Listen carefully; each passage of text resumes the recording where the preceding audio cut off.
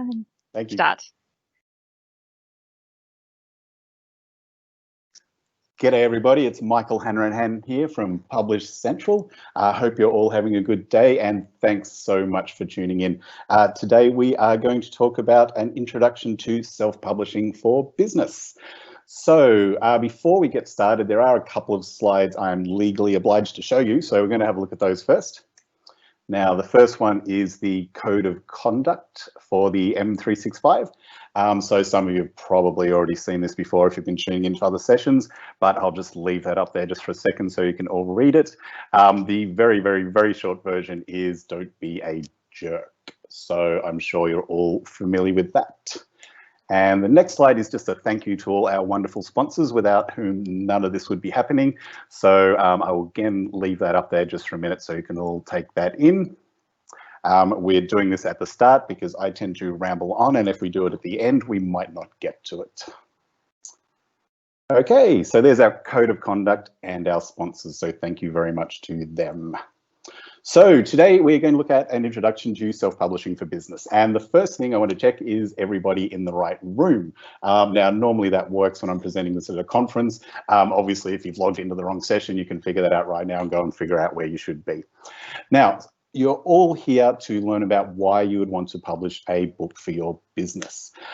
So what we're going to look at today, we're going to go through a few different things. We're going to look at the production side of things. So we're going to have a little bit of an overview of how to produce a book.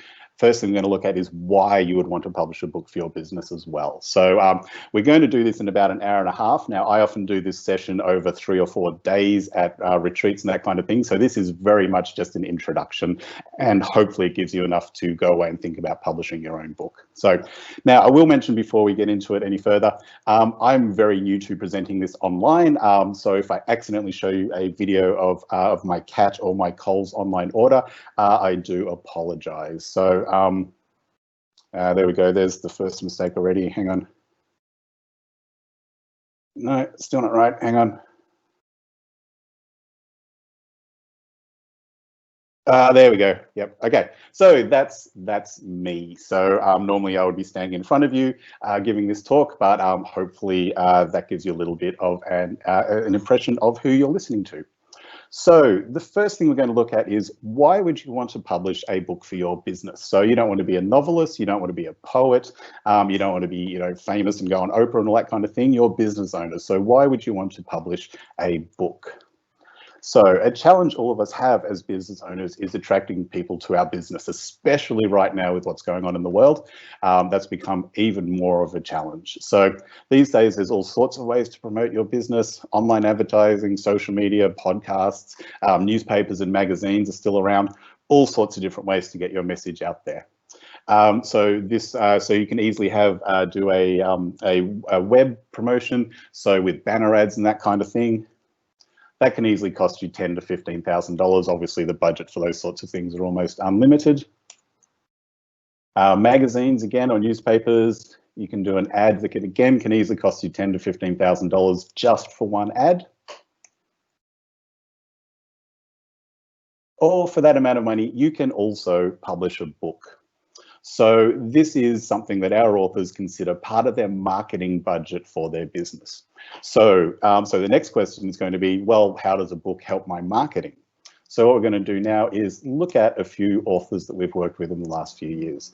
So Bushy Martin is, he runs a property investing company. And he wrote a book a couple of years ago, and I'm just going to show you just a few of the results he got from publishing this book. And I'll emphasize that this is just a few of the things he received, a few of the coverage, some of the coverage that he received. So you can see here, so that's an online article that he got, another one he got interviewed around the election. So Bushy often gets wheeled out around elections because property and negative gearing and capital gains tax and all that kind of thing are a big issue.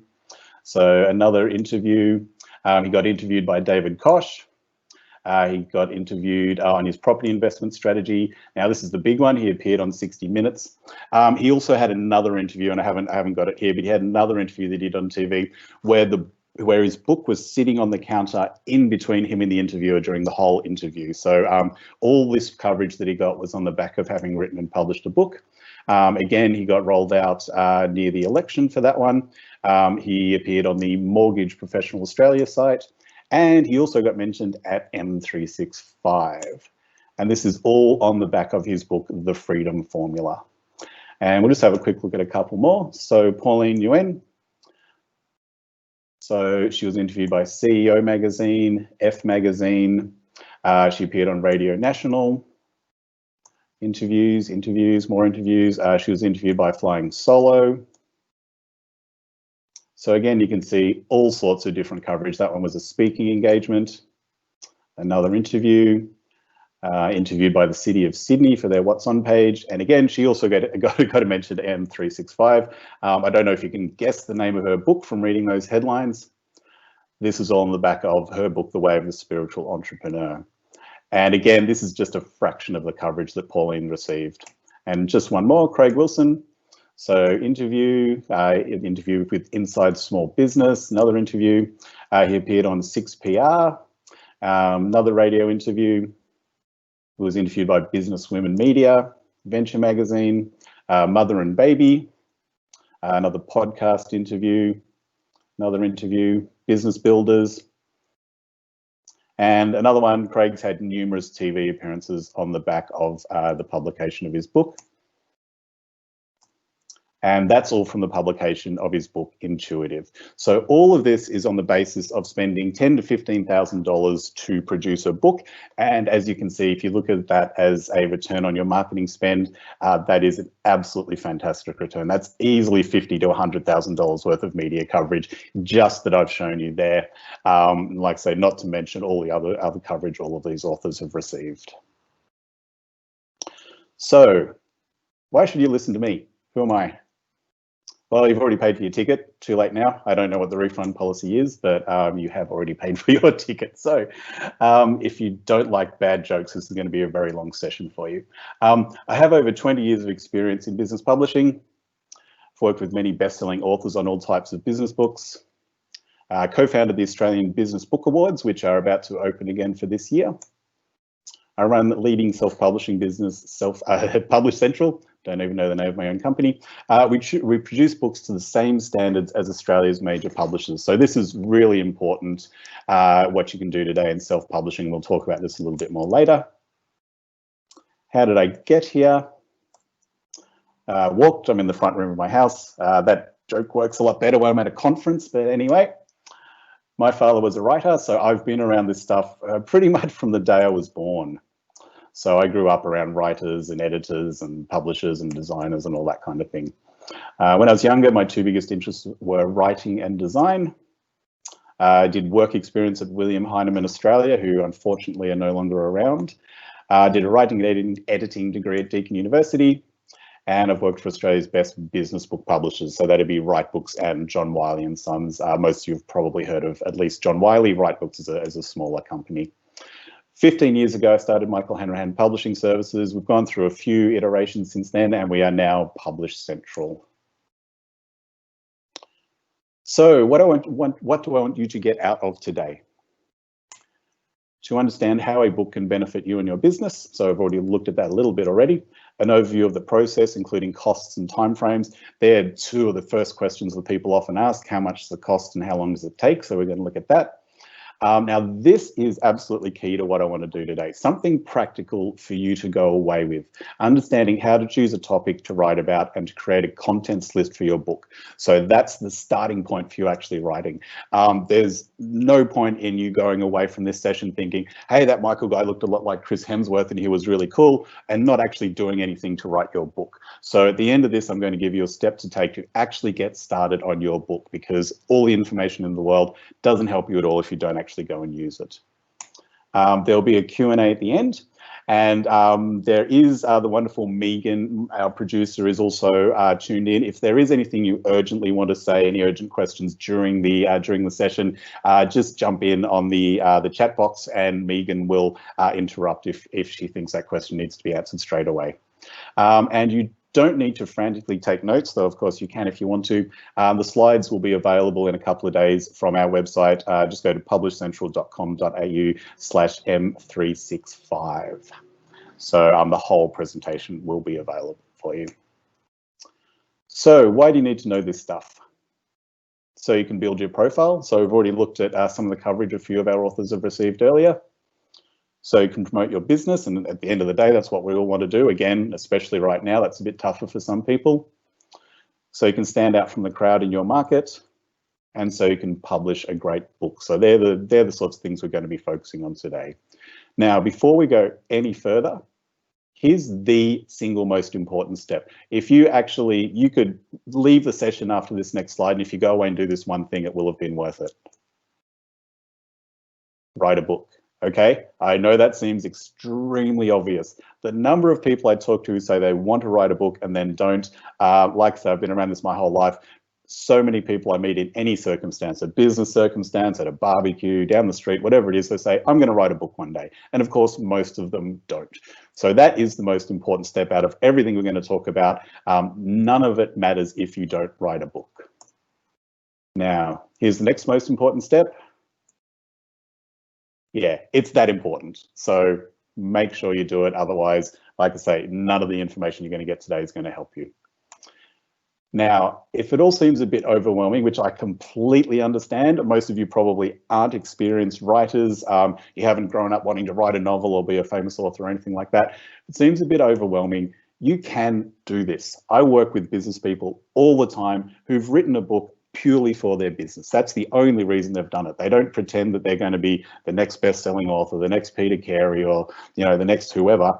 It's just a practical exercise that they did for their business, and with the right guidance, they've gotten through the process, no worries. So the authors that you saw before, Bushy and Craig, that was both of them. For both of them, that was their first book. For Pauline, that was her second book, and all three of them are working on their next books right now. So everybody starts somewhere.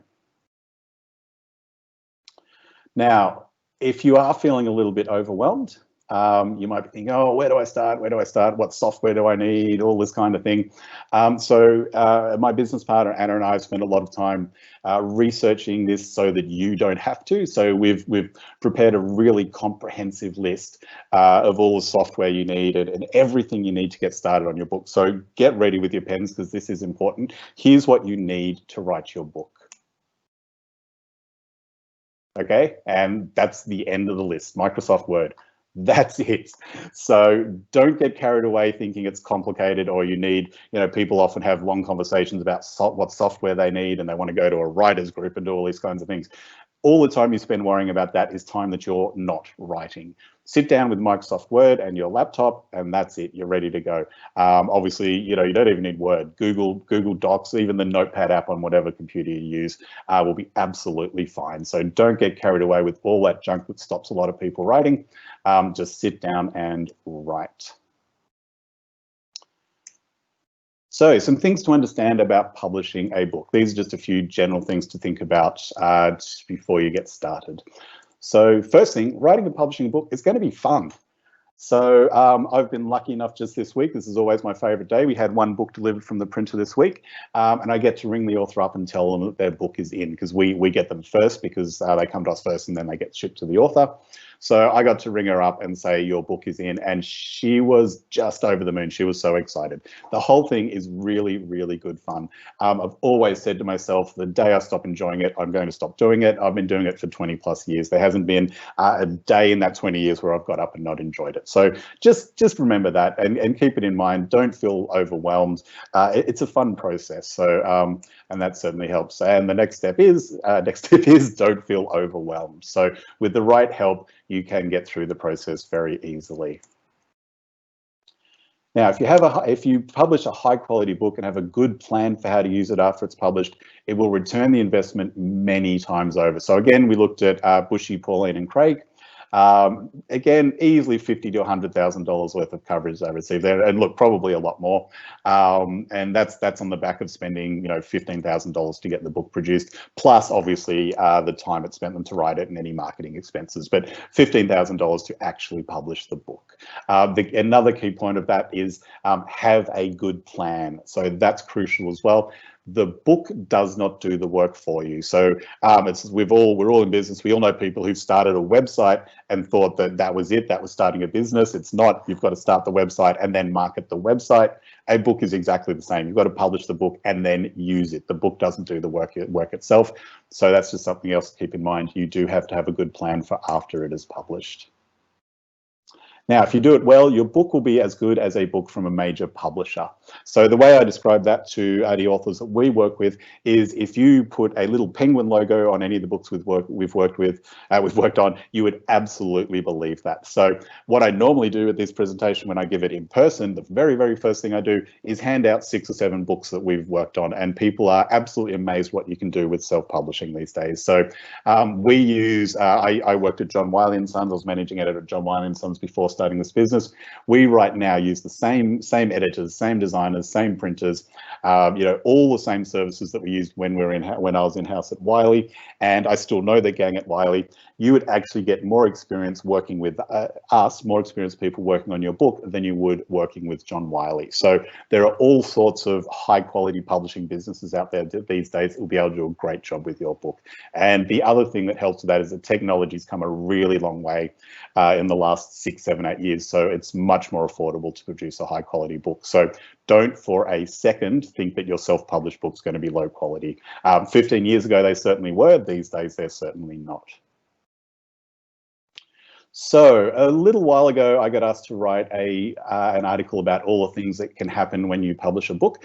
So I wrote it just turned into a tip article so I could get as much as I could into it. And it was 50 things that can happen when you publish a book for your business. Now, the reason it was only 50 is that there was a word limit on the article. But what we're going to do now is I'm just quickly going to flick through some of the things that were in that article, and we'll just quickly go through them. So again, remember, all of this is about your business. It's not about you being a famous novelist or wanting to see your book in stores. So these are all the sorts of things that our authors get when they publish their books. So television appearances, we've already had a chat about that. You've seen some examples early on. Attract new clients who read your book. I've had first-hand experience of this. So I've self-published a book about how to self-publish a book, and I've had people ring me up, and literally I've never had any contact with them before. They ring me up and say, hey, I just got your book from the library, or hey, I just got your book from a bookstore, really liked it, can we have a chat? So that's one very positive thing your book can do for you. Conference speaking gigs, no doubt everybody listening has attended lots of conferences. You will have noticed a lot of the speakers have published books, so it is a very good way to open doors for getting in at conferences. Boost your profile in your business, so again we've already looked at some examples of that. Connect with leaders in your industry. So this is one that people often kind of don't expect and don't think about. And these are all the sorts of things that start to happen with your book that you just didn't realize would happen before you published it. So especially if you've been in your industry, maybe you're a mid-level business or something like that, and there's kind of industry leaders that you wish you could connect with or reach out to and have a conversation with and get to know and all that kind of thing. The book is a fantastic way to connect with people. So, and it is absolutely as simple as you send them a copy of the book. So write up a nice personal letter, whack a copy in, wrap it up really nicely, make sure it's all well packaged, and just say to them nothing else other than, hey, I've written this book, I love your business, I love what you do, can we have a coffee sometime? It's as simple as that. Reconnect with old clients. Now, this is the same kind of principle. Just send them a copy of the book. We've all got clients we haven't heard from for 2 or 3 years. You don't want to hassle them. You don't want to be checking in with them all the time. And, they're like, oh, they're just trying to sign me up again and get more money out of me. Send them a copy of the book. Don't make it a marketing opportunity. Don't make it a sales pitch. Just send them a copy of the book. So again, hey, Fred, we haven't heard from you for a couple of years. Hope you're well. We just published this book. We thought you might be interested. So it's a great way to connect with clients, with old clients. Be invited onto podcasts and blogs. This happens all the time. Again, we saw some examples earlier. Within about a month or two of my book coming out, I'd probably done 10 or 12 podcast interviews, webinar interviews. I got 1 radio appearance, got interviewed by the Australian newspaper, the Huffington Post, all these sorts of things, all on the back of the book coming out. So again, similar to as we saw earlier with Bushy, Pauline and Craig. write newspaper and magazine articles. So again, you've probably noticed yourself that many articles that you read, at the end of it, it says, you know, so-and-so has just released a book. So again, a book is a great way to get your foot in the door with that kind of thing. It also, publishing your book also lends itself to that, because you can actually take extracts from your book and turn them into articles for magazines and newspapers and that kind of thing. And in fact, some things that are published are literally just a chapter from the book. So, you know, happens all the time in, you know, the weekend magazines and that kind of thing with the major newspapers. They literally just publish a chapter from a book and say this book is now available, you know, from da da da da. So again, a very good opportunity once you publish your book. Now, this is actually one of my favorite features of having published a book that people don't really think about again until their book's actually published. It's a great way to qualify potential clients. So again, using my book as an example, my book about how to self-publish a book, I send that out to anybody who asks for it. I either email a PDF copy or whack a copy in the post to them, send it out left, right, and center. Just get as many copies out there as you can. That's the whole idea of it. And the book is written, it's written to do two things. Number one, it explains what we do and, you know, the steps and the process and how we do it. But it's also got very much a feel of what it's like to work with us. So you've already experienced my terrible sense of humor. That actually goes throughout the book as well. And so what you're going to get from that is people are going to read that book and it's going to reflect me and my personality and how we do business. And they're going to think one of two things. They're going to think, hey, this Michael guy is really funny and really knows his stuff. I can't wait to talk to him. Or they're going to think, this guy Michael's a real idiot. I really wouldn't work with him if he was the last person on earth. And either way is absolutely fine. If you loved my book and thought it was great and you're going to be good to work with, you're going to want to work with us. If you thought it wasn't for you, then working with us is not going to be for you. So that's another really good kind of unexpected benefit of sending your book out to people. Turn it into 12 months of blogs. Again, this is a really powerful way to use your book. One thing our authors always notice once their books come out is all the different ways you can repurpose it. There's so many different things you can do. So it's one of the first things I did, and it's one of the first things many of our authors do, is chop the book up and turn it into 12 months of blogs. Now, the first thing you're probably thinking when I say that is, hang on, aren't you giving your book away for free if you do that? And the answer is yes, you absolutely are. 100% you are. If you go to my website and download, you know, 25 blogs or whatever it is, you've got my book. You've got a free copy of my book. That is still really useful to me because I've connected with you. So it's nothing to do with book sales. We're not aiming for book sales. You know, book sales are great. I'm not saying they're not great, but that's not why we're doing it. So authors sometimes say to me when I have the first phone call with them, say, how much will I make per book? And I say, that's the wrong question. You're already focusing on the wrong thing. So turn your book into 12 months of blogs. Very, very easy to do and a very good use of your book. Have a book launch. So again, it's another way, a great way to gain exposure. So you can invite the media, you know, invite, like we talked about before, invite old clients, invite potential clients, invite your friends and family as well. Make it a fun thing. Just make sure, and this is a quick tip, the mistake I see authors make, not the authors we work with, but we see authors make, is not having a plan for their launch. So it's like anything else in your business. Make a plan for it and make sure it makes financial sense.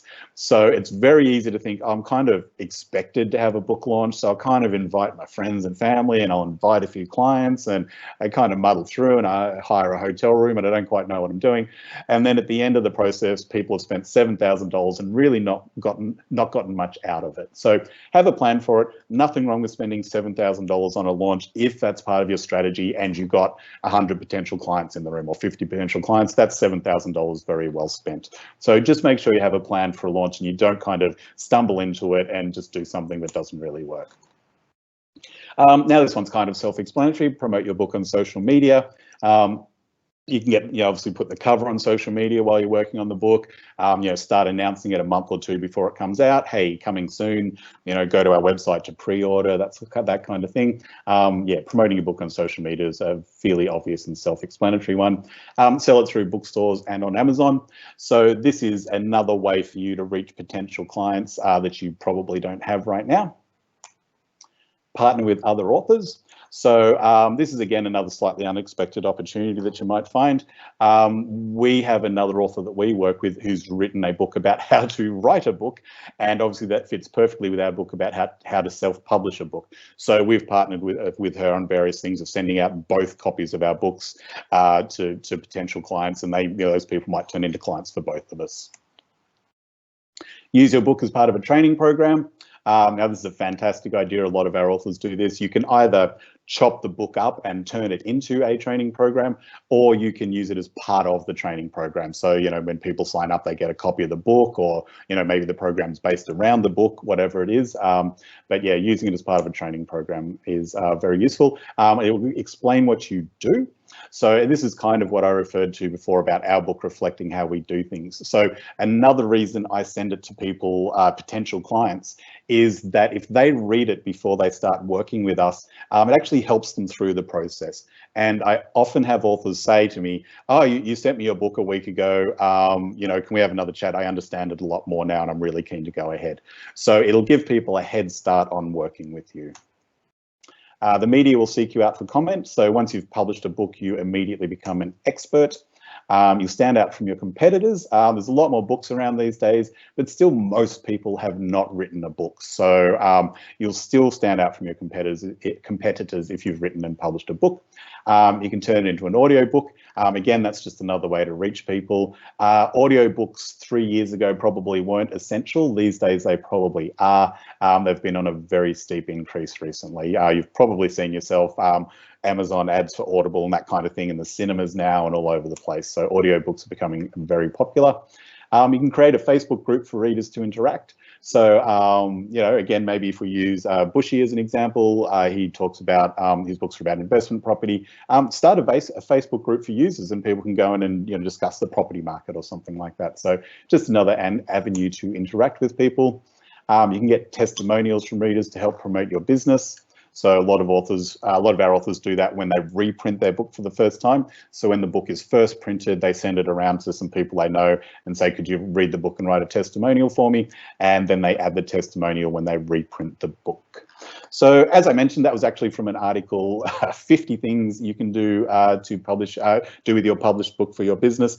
So if you do want to check out the rest of those, just go to our website. So again, even the 50 things is just a small sample. So there's some things that can happen when you publish your book. And like I say, these are things that happen for all of our authors. We see these sorts of things every day. Here's something that will happen when you publish your book. You'll become recognized as a leader and an expert in your field. So, we all know, well-known business people who the books have become a really important part of what they're doing. So the Tim Ferrisses of the world, that kind of thing. Obviously, the books have been really pivotal for those sorts of people. So it really is just a fabulous way to get yourself out there and become a leader in your industry. And so this is what I mentioned before. Success is not about book sales. I'm going to mention that quite a few times during this session because it's really, really, really important. It's very much about establishing your credibility and promoting your business. It's not about book sales. We have some authors who spend $15,000 to publish their book, only print 200 copies. Obviously, if you sold every single one of those, you're still not going to cover $15,000, but their books are a huge success for them.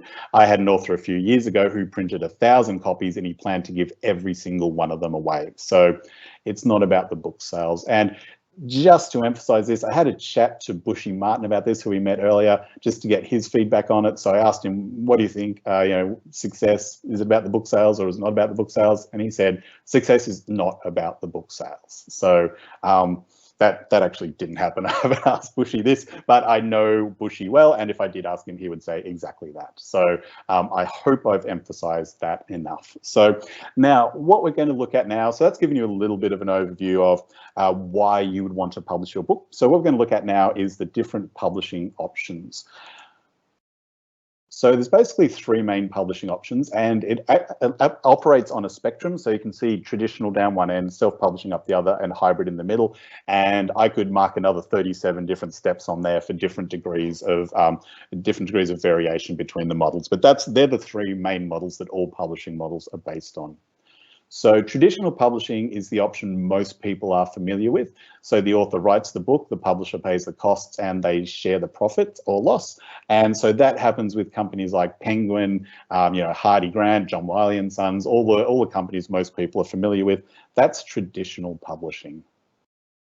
Hybrid publishing is when the author writes the book and shares the cost or profit loss, shared the profit or loss with the publisher in terms of they help pay the production costs for the book and that kind of thing. So you can see the difference with the first point. In the first one, it's the publisher paying all the costs. In the second one, the author is also contributing to the costs of the book. Now that might take the form of literally just a flat payment. So they might contribute $10,000 or $15,000 to the production of the book, or the other option that is quite common is they might agree to buy back a certain number of copies. So they might sign up to a contract but agree to buy 2,000 copies of the book. So that obviously helps underwrite the production costs as well. And obviously the third option is self-publishing. So this is what most small business authors do. Most business authors, the author writes the book, pays all the production costs and keeps all the profit or loss. So the reason this is the popular option for business authors is basically three main reasons. So the first one is you don't have to worry about being picked up by a publisher. So I was part of the process of picking up manuscripts when I was at Wiley. You just have a pile of, literally dozens and dozens of manuscripts there that you have to look through. They just come in all the time. And so the number of manuscripts that get published each year is much smaller than the number of manuscripts that get submitted. So that's a big hurdle to overcome to begin with. So if you are self-publishing, you don't have to worry about that. You can guarantee that your book gets out into the world. The second significant advantage, the second significant advantage for choosing self-publishing for business authors is it's quicker. So with the traditional publishing model, the timeframes are often 12 or 18 months in advance for the production of the book. And then if you add in a month or two to find out if you do get picked up, it can easily take 12 to even 24 months to get your book published if you do get picked up by a publisher. And that's if you get picked up. So if you're a novelist, you're probably not going to be too fussed about that. You'll just be excited that your book got picked up.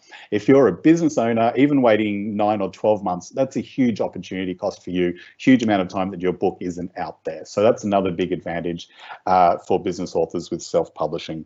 And the last one is you retain full control of the book once it's released. So some of the things we talked about in the earlier slide, producing a course, putting it on your website, blogs, all that kind of thing. There are restrictions on what you can do if you go with a traditional publisher. So they have paid to produce the book. They are going to have some control over how you can use it, which is entirely reasonable. That's not unreasonable, but is something you have to deal with. If you're a self-publisher, you have no restrictions because you are your own publisher. So you can chop it up, you can put it on Facebook, you can turn it into a course, you can chop it in half and turn it into 2 little books if you want. You can do whatever you want with it. And again, for a business author, that's very, very powerful. So what are the different self-publishing options then, if we presume that's the preferred path for most business authors? So there's basically 2 options for a self-publishing author. You can DIY, and that's where you find all the suppliers yourself, or you can work with a self-publishing provider. So there's no right or wrong answer. There's advantages and disadvantages to both. The way to think of it is it's exactly like building a house. So if you're going to build a house, you can go and find your own plumber, your own electrician and painter and all those sorts of things, and you can manage the whole process yourself and go down there every weekend and make sure everything's on track. Or you can just find a builder and tell them what you need and go and check on it once a month and they'll take care of everything for you. So very similar situation. If you're DIYing, you have to find your own editor, your own proofreader, your own cover designer, all that kind of thing. If you work with a self-publishing provider, you don't have to worry about any of those sorts of details. You have one company take care of the whole thing for you. So as I said before, there's no right or wrong answer. There's advantages and disadvantages of both. So we're going to look at each option. Why would you do it yourself? So these are just 4 main reasons. There's obviously lots of reasons, but these are the 4 key ones. You want to keep costs down as much as possible. So if you do manage the process yourself, you're not paying someone else to just manage the process for you. So you're taking on that role yourself, probably doing your own homework, talking to different suppliers, all that kind of thing. So like anything in business, you're trading money for time. So you're saying, instead of paying someone else to do this step, I'm going to manage the whole thing myself. And the other thing you can do if you are doing it yourself is you can actually hunt around and find the cheapest suppliers. I don't recommend you do that, but you can if you really want to. Now, you want to learn about the process so you can manage future books yourself. I spoke to an author just the other day. He's got a plan for 9 books. So she's mapped out 9 books that she wants to do over the next few years. She wants to learn as much about the process as she can. So obviously she'll be a rookie for the first couple of books and she'll probably muddle through a bit. But by the time she gets to number 9, she'll be an absolute expert and she can just put her books out like an expert. So the next reason is you have particular people you want to work with. So this isn't uncommon. You might have an editor or designer that you'd prefer to work with, so you want to manage it yourself. Now, having said that, plenty of companies like ours will allow you to bring your own editor or designer to the project. So that's not prohibitive. So if you are thinking about that, do your homework on it. But that is a reason some people do it yourself. And the last reason, kind of related to the first one, you have more time to invest than money. Now, again, this is a really, really important slide. So 2 common DIY pitfalls to avoid. This is 2 ways your DIY self-publishing can go completely off the rails. So the first one is not adequately planning your project. And obviously that's true for most projects. Where we see it happen with self-publishing is authors kind of plan it sequentially and only talk to people in the order that they think they need them. So they go, okay, the first step is editing. I'm going to go and find myself an editor. And then when the editing's done, they say, okay, I'm going to go and find myself a designer. And then the designing's done and they say, I'm going to go and find myself a printer. And only at that point do they realize that the designer didn't know what printing specifications were needed and the book hasn't been set up properly. So then they have to go back a step and get the book reformatted and all this kind of thing. So if you are going to DIY it yourself, plan the whole thing out start to finish from the beginning to end. Find your editor, find your designer, find your printer, do all of that before any work commences. When we're planning any project, absolutely any project, the very, very, very first thing we actually plan for is the printing, even though it's the last step. Because if the editing isn't done correctly, so formatting actually starts with the editing and then that goes on to the designer and then that goes on to the printer. If you haven't worked out your printing specifications to begin with, your designer might not do the right thing and your editor might not do the right thing. So it's very important to adequately plan your project start to finish to begin with. Using suppliers who have little or no experience working on books. This is another common one that we see. It usually goes something like, I'll get my web guy to do my book cover, or my next door neighbor writes a school newsletter. I bet they'll be a good book editor. So the first thing you should do when you talk to any person you're thinking of using is send me some books that you've worked on. Books, books, books, books, books. I don't care how many websites you've done. I don't care how many newsletters you've edited. Send me some books. And if they say, well, I can't, I normally do newsletters, that is not somebody you want to work with. So again, absolutely key point. We do see people get into trouble with that. You might have an awesome web designer, doesn't mean they can do a good book. Now, why would you use a self-publishing company? Now, the first one's obvious. You don't want to manage the process yourself. Some people are just really busy. Most of us are as business people, really busy. When we had our new website done, I'm not going to wrestle with that. I don't know anything about that. I just want to hire a company that's going to take care of it all for me. So you don't want to manage the process yourself. You would like to have somebody on call for advice throughout your project. So obviously, if you're working with different people at different stages, you don't have one person tying the whole thing together. That one person is actually you. So you've got no one to call on to get advice from beginning to end of your project. You want to publish the best book you can. So you will usually get a better result with a self-publishing company. And there's a number of reasons for that. One of the main ones is obviously you'll probably get more experience, more experienced people working on your book. And the other one is you do have that one person following the book all the way through. So I project manage all of our books. So I talk to the authors from day one when they contact us, right through, as I mentioned before, right through to the day when their book comes in from the printer. I'm always in contact with them. So that gives me a really good understanding of the book and what they're trying to do with it, and it usually gets a better outcome. So most self-publishing companies you work with, you'll just have one single person that you deal with all the way through. And the last one is you want to minimize the risk of problems. So we actually have what we call a rescue service. every year, probably 4 or 5 times a year, someone comes to us, they tried to DIY it, they got halfway through and they started to run into the problems I mentioned before. It often happens when they get to the printing stage and they realize that nothing's been done in accordance with how they wanted to print the book. So if you have one person managing the whole process, you do minimize the risk of problems. How do you choose a self-publishing company? Okay, so step 1, go to publishcentral.com.au and you're done. That's it. Next slide. No, seriously. So you choose a self-publishing company, just like anything else. You know, find an author you know who self-published their book. Find out who they used. Research online. If you find a company that you think it looks interesting, Google them, do some homework on them, find out if people are complaining about them.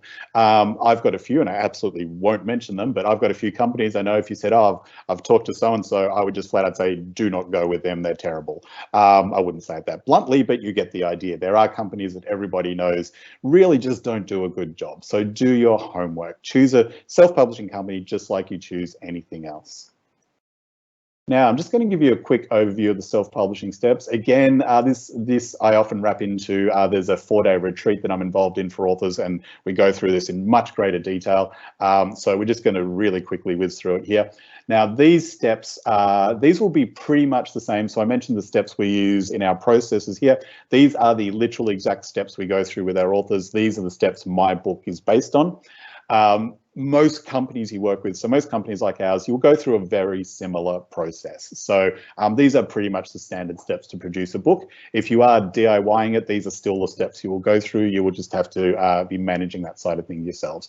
So planning, obviously, writing, editing, design, proofreading, printing, ebook, print on demand, and audiobook, and distribution are the major steps in the self-publishing process. Now, as I mentioned before, one of the first things people obviously want to know about with a new project is how much is it going to cost. So for a 35,000 word book, so most of the books we work on are 30 to 40,000 words, sometimes 50,000 words, but 30 to 40,000 is a really good target length for a book in this kind of area. So, so these are estimated costs for a 35,000 word book. And that's presuming that it's a standard book. So you haven't got any fancy printing, or, you know, if you're a terrible writer and your book needs lots of editing, your costs will be higher. So these are kind of for standard production of a book. So $7,000 to $9,000 should get you a good result. You can certainly produce a decent book for that amount. $9,000 to $12,000 will get you a better result. If you want to work with a highly experienced team and the best in the business, you need to be spending $12,000 to $15,000. So you've heard me mention $15,000 a few times.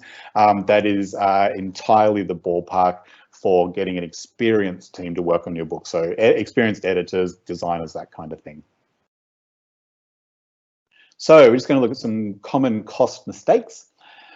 So be wary of an editor who gives you a quote without looking at your manuscript. So it's very, very important to look at the manuscript before you do a quote. So I never, ever, ever provide a fixed editing cost without having seen the manuscript. If you describe your book to me, I'll give you an idea. I'll say, oh, that'd probably be $2,500 to $3,500 for the editing, but I will never give a fixed quote without seeing the manuscript. So the reasons are obvious. We can't assess the level of editing without seeing the book. So some editors will give you a quote just on the length of the book. That's not a good idea and is a bit of a red flag.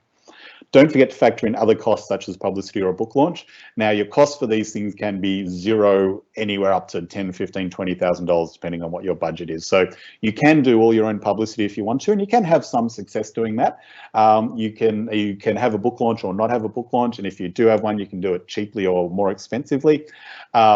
So just don't forget to factor that in. Everything I've talked about with, you know, $12,000 to $15,000 is just to produce the book, and that's usually printing about 200 to 400 copies to start off with. So don't forget to factor in any other costs you might need.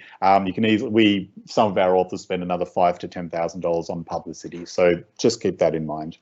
And again, just like everything, make sure any quotes you receive cover everything you need. So make sure there's no surprises. You know, some companies sell packages that only include printing like 5 copies or something like that. So just make sure you've got everything you need in any quote that you get. Now, again, looking at a standard 35,000 word book, this is just a quick overview of the time frames. So 4 to 6 weeks for editing, 4 to 6 weeks for design and layout, 4 to 6 weeks for the cover design. Now, this happens alongside the editing and interior design, so that's not an additional 4 to 6 weeks. That happens simultaneously. Proofreading, about a week. Printing, 2 to 3 weeks. You can get printing done even quicker than that, but it gets more expensive. Ebook, print on demand, and audiobook, 4 weeks. And again, that happens alongside the printing. So those processes happen simultaneously, so it's not an extra step. So generally the schedules we work out for our authors are about 3 months. That's our kind of standard time, but you should expect about 3 to 4 months to produce a book. Honestly, right now, we've had a few that have been going on for longer than that because of everything that's going on in the world right now that has slowed a few people down. Now, just some quick time frame tips. Again, this one's fairly obvious. Discuss and confirm your timeframes with any providers before signing up with them. So they should absolutely be able to lock in timeframes for you. Yeah, they can't expect you to sign up if they can't guarantee your timeline. If you're having a book launch, allow at least 2 weeks between the expected delivery date of your books and the launch date. So if you're expecting your books to be delivered on the 11th of May, don't schedule your launch for the 12th of May. People do try and do this because they want to get their books out as quickly as possible. If you have any holdups, if your editor gets sick or the printer, their machine breaks down and you lose a couple of days, you're going to be in trouble and under lots of pressure. So don't schedule your launch for the day after your books are meant to come in. Now, this is a really good tip that authors often don't think of. Start on your cover as soon as you can. And the reason you do that is you can then start using it for marketing and publicity and social media and put it in your email signature. You can start promoting your book. So one of the very, very first things we do with authors, in fact, pretty much the day they sign up, is we start working on their cover. So if your book is coming out, so like I said, a standard publishing timeline for us is 3 months. So if someone starts work with us and their book's going to come out in 3 months, if we start on that cover straight away, if it takes a week or two to get a rough cover, it doesn't have to be finished, but get something that's usable, then they've then got 2.5 months to be promoting the book with the cover before it's published. So start on your cover as soon as you can. Again, any providers that you talk to, make sure you talk to them about that. Now, unfortunately, like everything, there are some shady operators in the publishing industry. So these are just a few quick things to look out for. Companies that make claims about the huge sales you will achieve, that's obviously a trick just to sign you up. Like anything in retail, absolutely anything, nobody can guarantee the sales you'll receive. I've seen books, I've worked on books that we expected to sell 3,000 copies and they sold 100,000. I've worked on books that we expected to sell 50,000 and they've sold 4,000. So it's like anything in retail, no one can guarantee you that. Now, this comes back to the hybrid publishing that we were talking about earlier. Beware of packages where you pay most or all of the production costs of the book, but then share any profits with the company. So this is a dodgy hybrid publishing deal. So it's not all hybrid deals are like this, but everybody who works in publishing, this is where we hear of people having the most problems. Hybrid deals where they have underwritten all of the costs of the book without even realizing it most of the time. And then when the profit comes out, when the book comes out, they share profit with the company. So be very, very careful. If you're a business person, obviously you understand those sorts of issues. Make sure you're not paying to produce the book, but then sharing any profits with somebody else. Beware of companies that want to claim any rights in your book. So again, this is something we see authors do get caught up with this. You can get into a real mess actually, and it can be very hard to get yourself out of. If you assign any copyright or anything like that to the company that you're working with, that should absolutely not happen. You should retain full copyright in the content of your book. So be very careful with that. Companies that don't do any marketing of your book but then take a cut of the sales. Some companies do this and they say that that's the way they charge you a fee for the marketing services they're providing. The distribution services that they're providing. But that is not reasonable at all. If you're the one who's out there promoting the book, getting yourself on, in the media like we saw earlier, and the book does really well, they're making an extra profit on the back of your work. So that's not how that should work. We charge our authors simply a fixed $99 fee for each distribution option they take up. If they sell 5 copies, 5,000 copies, or 5 million copies, they don't owe us any more or less money. A lot of companies do work that way, so that's fine, but be careful of the ones that take a share of your sales without helping you promote the book. Now, companies that say they will market and promote your book at international book fairs. So there's two things about this, and this is a common one with the dodgy companies that are out there. Number one, most authors don't need marketing at international book fairs anyway. Most of the authors we work with, they've got enough, their plates are full just using their book in Australia and running their business in Australia. International exposure doesn't help them anyway. And even if it would help you, all these companies do is take your book to the Frankfurt Book Fair, put it on a table with 200 books and point to it occasionally. You're not at the fair, you don't know the difference. They come back and say, yeah, I had a few conversations about your book. And then a month later, they say, no, nothing happened with it. Sorry about that. So don't get sucked in by thinking you're going to get international exposure with that. You're absolutely not.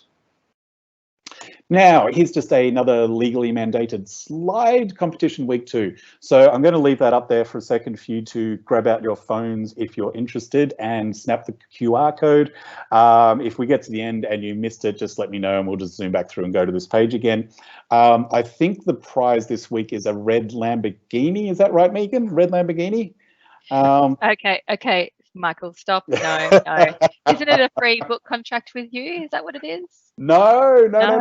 It's a red Lamborghini and a book contract with us. Yes. No. Just to reiterate, I actually don't know what the prize is, but also remember, if you don't quite capture it now, the recording will be up later and you can have a look at whatever point this is in the video to find that QR code again.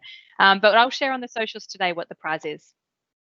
Yeah, thanks, Megan. Thank you. That's wonderful, Megan. I actually honestly don't know what the prize is. I'm fairly certain it's not a red Lamborghini. So anyway, I hope people have snapped that. And as we said, you can grab it later if you need to.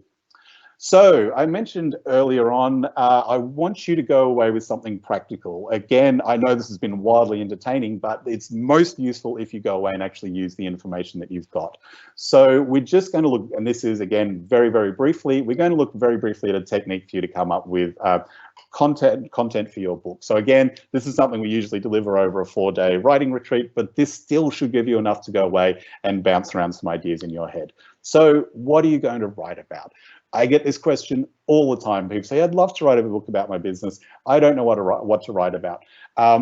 If you can't find something to write about in your business, I'm surprised that you're still in business. If you've been doing anything that you're doing for more than a year or even less than that, you can write about it. I could write 37 books about what I do. There's so many topics you can write about. So what we're going to look at now is, again, just a really rough and ready way to come up with some ideas to write about. So step 1, brainstorming. Now, again, I'm just reiterating, this is a book for your business. So what is a common problem your clients or potential clients have? That should be your starting point. So for me, again, using my business as an example, they don't know how to publish a book. They want to learn how to publish a book. So they're not necessarily going to do it themselves. They will probably still come to us, but education for them about how to do it helps us, helps them come to us, helps them, all those sorts of things. So what problems do your clients or potential clients have that you could solve with a book? What do you want to be known for? So I want to be known for self-publishing for business. My book is literally about self-publishing for business. What can you do that your competitors can't? So again, we've mentioned this a few times this is about making you stand out from your competitors. And again, related, what do you do better than your competitors? So what advantage do you have? What service do you provide they don't? What can you really hammer home as an advantage with your book? Or alternatively, are you trying to move into a new market? So we've talked about Bushy a few times. Maybe Bushy has an idea about moving into, specifically residential property or something like that. So he can write a book about that, and that can help him move into that market. So that's, yes. Sorry, just to jump in before you move on, just a couple of questions that I think relate to the thinking of a book topic. Yeah, for sure. The person has asked, how can they figure out if their book idea is good and they're not sure if they can trust their friends to give them the truth? Okay, that's a very, very good question. You can't trust your friends to give you the truth. I will tell you that right now.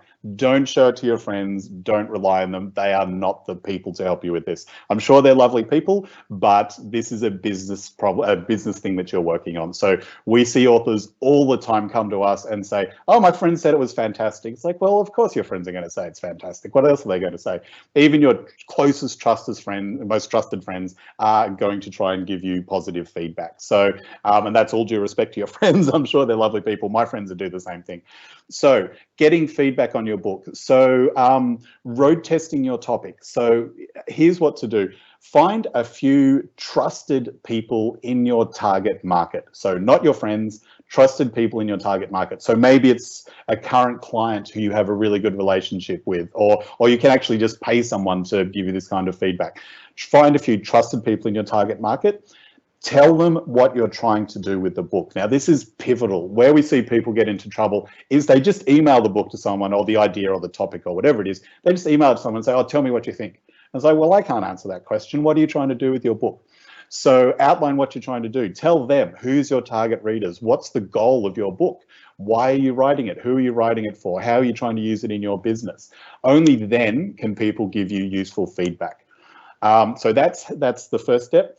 Next step is only pick a few people. Like say, we've literally seen authors send books to 10, 15 people, or again, ideas, and you just get so much feedback that it just becomes virtually useless. So only send it to a few select people. Then when it comes back, go through it very diligently and very carefully and assess it honestly. And be prepared to ignore all of it. You know your business better than anybody else. So if you think that, honestly, the feedback might come back and you might disagree with all of it, you certainly should, think carefully about things if that does happen. But trust yourself. It's your book, it's your business, you know it better than anybody else. Usually what we find with that sort of process, and a lot of our authors do it, it's the feedback that is most useful is somebody pointing out something that they've missed. So the feedback is often, hey, look, it's really, really good, but why don't you have a chapter on this? So that sort of thing. So yeah, absolutely. Again, all due respect to your friends and family. This is, if you've written a novel, that's fantastic, but this is not a novel, it's something you're doing for your business. So get useful, valuable feedback from the right people. Thanks for that. I think the other couple I'll save to the end because there's a few different topics. So I'll jump in later with the rest. Yeah, no worries. Thanks, Megan. Okay, so and the last one, kind of mentioned this already, is there a gap in your industry you can fill? So is there some sort of question, some sort of problem, some sort of issue that you just see clients having over and over and over and over again? Is that something you can write a book about and fill that gap? So here we go. So we're brainstorming. So this is the 50 odd topics that we've written down about our book. So 50 things we think we could write a book about, or 60 or 70 or however many you've come up with. Now, the next question to ask yourself is, which of these book topics will most benefit your business? So again, business, business, business. Everything comes back to what are you doing in your business? So you pick that one, and this will become the subject of your book. Now, next step is brainstorming again. So what we're doing now, so we've chosen the subject and you have to brainstorm again. So again, 50, 60, 70, 80 things you should be able to come up with about that topic. If you can't come up with lots and lots of topics, lots of kind of subtopics on your main topic, again, you've got to start thinking about whether you've chosen the right topic. And then again, pick around 8 to 12 of these that you think should go into your book. Now, someone mentioned getting feedback before. This might be the stage, once you've done this, might be the stage to start showing it to a few people saying, hey, I've come up with this plan for my book. What do you reckon? These will become your chapters. Create your contents list. So creating your contents list is a fantastic way to start writing your book. So each of the chapter topics at the top of the large piece of paper, I find that a good way to do it. I really like having something big stuck up on the wall. Do this however you like. Some people do it with sticky notes. Obviously, you can do it in a spreadsheet. I do find there's something about just having it written and stuck on the wall. You just literally stare at it and look really thoughtful with a glass of red wine and really ponder it. It's just a different psychology than staring at a spreadsheet. But obviously do that however you like. Under each of these chapter topics, add around these are the 7 to 10 subjects that we just came up with for each chapter. Arrange these into a logical order, and these are the subheadings in your chapter. So I know that's a little bit to get your head around, but so we'll do this. And so this is how it will look. So you see up the top, you've got the subject that you came up with for your book. So that's the main topic of your book. And then the green ones are the chapters that you came up with. And then the red ones are the subheadings for each chapter. Now, I know that's a bit of a whirlwind tour. And like I say, there's a much more detailed process behind it. But hopefully this will at least give you something to go away and think about. Now, something that some people find a little bit daunting, 35,000 words. A lot of people have never written anything that long. But again, if you break it down, so there's 56 little red subtopics there. If you write 500 words on each of them, that's 28,000 words already. And you add an introduction and a conclusion, you're up to 32,000 words. So suddenly it's not that hard. If you can't find 56 topics in your business to write 500 words about, again, I would suggest your business is probably in trouble. Okay, so that was, again, just a really quick whirlwind overview of how to write a book. And like I've said, I ramble on quite a bit, so we are starting to get a bit pushed for time. So I'm going to whiz through these a little bit more quickly than I usually do. Just some really quick publishing tips and some key things to think about. So cover and interior design. Will your cover designer also do your interior? The answer is maybe. So some people do both, some only do one, some do the other. It's up to you. It's not a problem at all if you find a cover designer you love who doesn't do interiors. That's absolutely fine. Just an issue to be aware with. You might need one designer, you might need two. You might have found a cover designer you love, but they don't do interiors. Can I format my book myself in Word or Publisher? You can probably guess what the answer is going to be. No, no, no, no, no, don't do that. Word is a fantastic, absolutely fantastic word processing program. It's not a good page layout program, so don't do that. Stay away from Word for your layout. We use Word for all of our editing, but it's not used for layout. Content pro tips. Your book is not an ad or a brochure. So this is really, really important. Your book has to be written differently to other material that you write for your business. So when you write an ad or a brochure or anything like that, you absolutely are expected to rabbit on about how good your business is. That's what advertising is. When you write your book, the focus of your book is is you being an expert in your field. So it's a different kind of writing. So don't fill your book with, URLs and clicks, it links to your website and all that kind of thing. It's not an ad and it's not a brochure. Think about how well the book will fit in with your current products and services. So this is very important. Again, we're doing this for our business. So at the end of the day, your book is both a product and a marketing tool. So think about how it fits in with your business from that point of view. And this is a conversation I have often. Be generous with the information you provide. So my book outlines our whole process, the whole process. Nobody's going to understand that still as well as we do. So they, even though you could use it to go away and publish your book if you wanted to, and some people do, it's still for most people going to give them an overview, and they're still going to come back to us. So people sometimes worry about, if I put too much information in the book, they won't need me. That's really not what happens most of the time. So don't write your book in a way that kind of gives people 4 steps of a 7-step system and they've got to come to you for the rest of it. All you do is annoy people. The obvious exception to that is don't put your super top secret IP in there or anything like that. Don't put your secret sauce in the book, obviously, but do be generous with the information you provide. Really quick on copyright. How much of other people's material can I use without permission? There's no hard and fast rules, so be very careful with that. Most people use 200 words as a guide, which is a good rough guide, but there's no legal definition of how much you can use. How do I obtain copyright permission to use somebody else's material? Very simple, you ask them. So find out who owns the copyright. 99% of the time it's the author or the designer or whatever it is if you're using a cover. Find out who owns the copyright and just ask them if you can use it. Can I use substantial amounts of other people's material without permission if I acknowledge the source? And the answer to that is no. People sometimes think that acknowledging people is a replacement for permission to reproduce material, and it definitely is not. And just a really quick copyright and researching tip. Keep track of everything you source while you're writing it. So just start a Google Doc or a Word doc or whatever it is, and just have it open while you're working. And any source that you use, just throw it in there, the date you accessed it, the URL, that kind of thing. We have authors all the time who we say, oh, where did you get that? And they say, I wrote it 6 months ago, that bit, I don't know where I got it from. Okay, proofreading. What does a proofreader do? Proofreading is obviously a final read through by a person who hasn't seen your book before. Authors sometimes ask, will I get more feedback during proofreading? The answer is no. It's just a final check for editors. A final check for mistakes. Can my editor also be my proofreader? Absolutely not.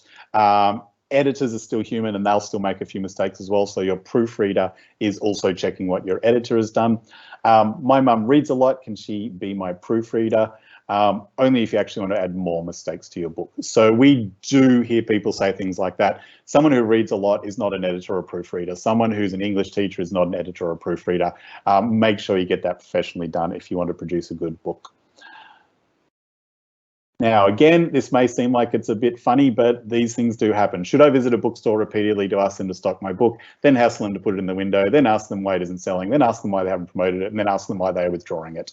Don't do that. It happens. It really does happen. The second author I ever worked with 20 years ago now left a trail of destruction behind her. She annoyed the bookstores. She annoyed every interviewer she ever spoke to. My boss actually joked that he'd had a few glasses of red wine when he signed her up, and I think that was probably true. So don't do those things. You're trying to be a professional writer now, so absolutely be a professional writer. So now, I mentioned earlier on that I wanted to give you something to go away with. So that's the key. We've all been to so many of these talks and we say, oh, that was interesting, and we go away and we don't actually do anything with it. So your mission, should you choose to accept it, choose a topic for your book. So again, just the process we went through earlier. Prepare your contents list. Email it to me for feedback within 2 weeks. Now, I can't emphasize this enough. This is not you will not go on any email list. You will not be upsold. There will be absolutely no selling, no anything if you do this. The purpose is not for me to get something out of this. It's for you to get something out of this session. It's to motivate you to go away and within 2 weeks have used the process we mentioned before to come up with some ideas for your book. Now, these contents lists often develop over time and you might put more work in it. The only reason we're doing this is to try and get you started. So that's just a little challenge for you, for anybody who is interested. And for the Mission Impossible fans,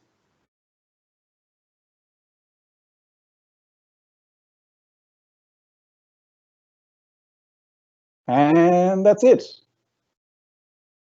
So if you do want more info about anything that we've talked about today, visit our website, call me, email me. So I'm absolutely your publishing guy from now on. Any questions you've got, feel free to email me, give me a call.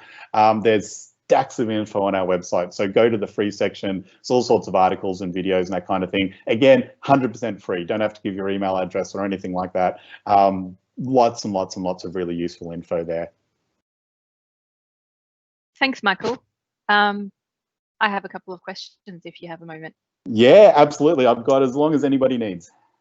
Okay, so someone made a comment that they have a kind of stereotype that traditional publishers are more safe as they can reach greater audience, and more audience equals more profits. Do you feel that's correct? How many bestseller are self-published? Yeah, so a few very good points there and questions people often have. So in terms of being safe in inverted commas, there's really no safe option in terms of traditional publishers versus self-publishing. There are traditional publishing companies that have made a mess of things, and there's one who went under a year or two ago in Australia with a huge scandal. They weren't paying their authors properly and all that kind of thing. So there's no real difference between traditional and self-publishing in that regard. There are very, very good traditional publishers who are completely reliable. There are very, very good self-publishing services that are trustworthy and completely reliable. In terms of sales, now I mentioned before there's no right or wrong, again, a difference between traditional publishing and self-publishing. They are both good options. It's all about what your needs are for your individual book.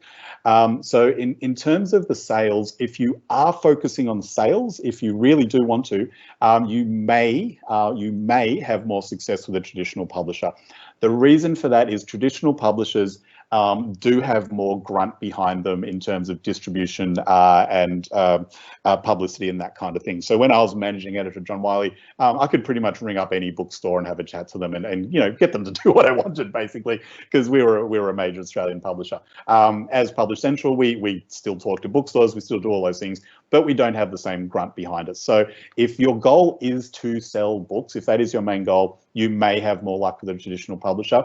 But if you do put more effort in as a self-publisher, we work with virtually every bookstore in Australia. Our distributor distributes books, to every corner of the country. If you hire a good marketing and publicity company, you can still get very good sales. But if that is your focus, probably traditional is the way to go. But then you have to factor in all the other things we talked about before, about timeframes and that kind of thing. Now, with regards to your question about self-publishing authors being bestsellers, so the very, very, very bestsellers we've worked with have sold probably 5,000 or 6,000 books, which is very good for a self-publisher, very, very good indeed. Most of our authors, literally sell a couple of hundred, if that, because again, like we talked about before, it's not their focus. So if they focused on it, they would no doubt sell more. I've honestly probably sold 100 copies of my book in terms of actual traditional sales, but I've probably sent out like 500 copies. So it is about thinking about what you're doing and why you're publishing your book. But if you are aiming for sales, you may have more success with a traditional publisher. Thanks for that. Now, the next one, bearing in mind that you have a bunch of geeks and people interested in solving world's problems with digital enablement in this session, Yep. What are you looking for? What do you think there is a real market for at the moment with regards to topics? That's almost an impossible question to answer, honestly. You'll have to look at your own individual industry and see what issues you can solve for your individual market. There's, I could. It's that question's almost putting things, the cart before the horse a little bit.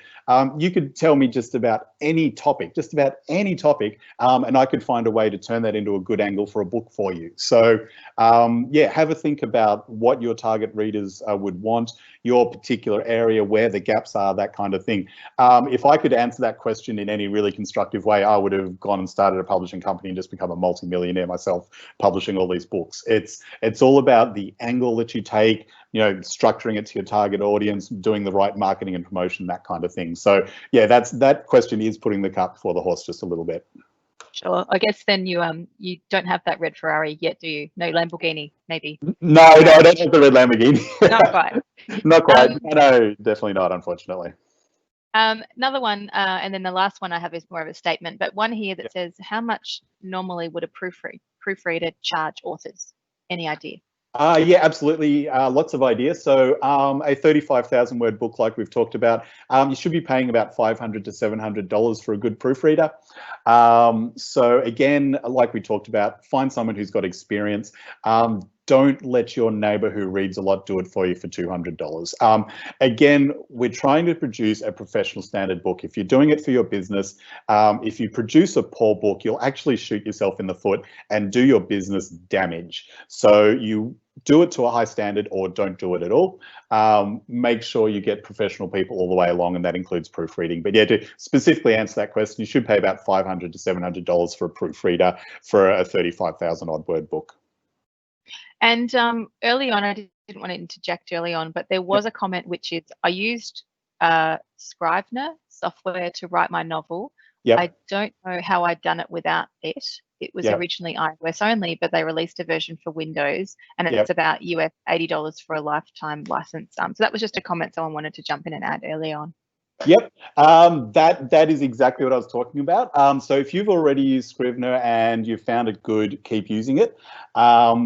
I suggest to authors not bothering. There are issues with Scrivener as well, especially for these kinds of books versus a novel. So you do have to go on a learning curve for a start if you haven't used it before, just like any software. And this is one of the things people use that you've got to get every obstacle out of your way. Writing a book is hard. So many people think they're going to do it and they don't do it. Writing a book for your business, just get down and get started. Don't even spend 2 hours. And again, if you've already done it, that's fine, use it. But if you haven't done it, don't spend time sitting down and researching what software you should buy and learning how to use it, and then finding out it doesn't do the export function that you need and all these sorts of things. Just about every book. I've worked on hundreds of books in the last few years, hundreds and hundreds and hundreds. 99.9% of them come in Microsoft Word. And I know you can export to Word from Scrivener, but we can tell when that's been done. That's not what people are doing. So honestly, we've already spent more time on this issue than we should. Sit down in Microsoft Word and write. The number of people who start their books and don't finish them is just massive. So get every obstacle out of your way that you can. Don't make learning new software another obstacle that you put in your own way. The things you need, so like I say, I wasn't joking before when I said the only thing you need is Microsoft Word. The other things you need when you're actually writing is bold and italics. That's it. Don't make it look flowery. Don't make it look beautiful. Don't spend hours picking a beautiful font. Do the minimum amount of formatting you need to do, and this goes for tables and diagrams and everything. Do the minimum amount of formatting you need to do to show what you're trying to show. Because the first thing an editor is going to do and the first thing a designer is going to do is rip out everything you've done. So you're just wasting your time doing that. And again, you're just putting another obstacle in your own way. So keep it really, really, really, really simple. You don't need anything more than Microsoft Word. And again, if you've already done Scrivener, that's fine, use it. But if you haven't done it, don't waste your time getting started with it. Thank you. Thank you. That was all the questions, Michael. Thank you so much for such an interesting session. I certainly learned a lot. I feel like I'm going to go write a book now, but I never thought I had thought of that before. So excellent. You've almost given me the Kool-Aid. I just need a topic. And I want to see your topic in my email within 2 weeks, Megan. Thank you, everybody, for dialing in, and hope you got a lot of value out of the session, certainly as much as I did. And thank you, Michael, for putting the time into getting involved in this. I know it's a topic not fully relating to Microsoft 365, but I know many people in this industry who probably have a good book or two in them who could, help drive knowledge across others and all of that. So thanks so much. Yep, no worries. Thanks for having me. Thanks for tuning in, everybody. And like I say, if you've got any more questions, feel free to give me a call or shoot me an email. Thanks very much, everybody. We'll end the live event now. Remember, the recording will be in the YouTube playlist or channel. I'm probably saying that wrong, like I did Scrivener, whatever it was. Have a great afternoon, everyone, and we look forward to seeing you in another session.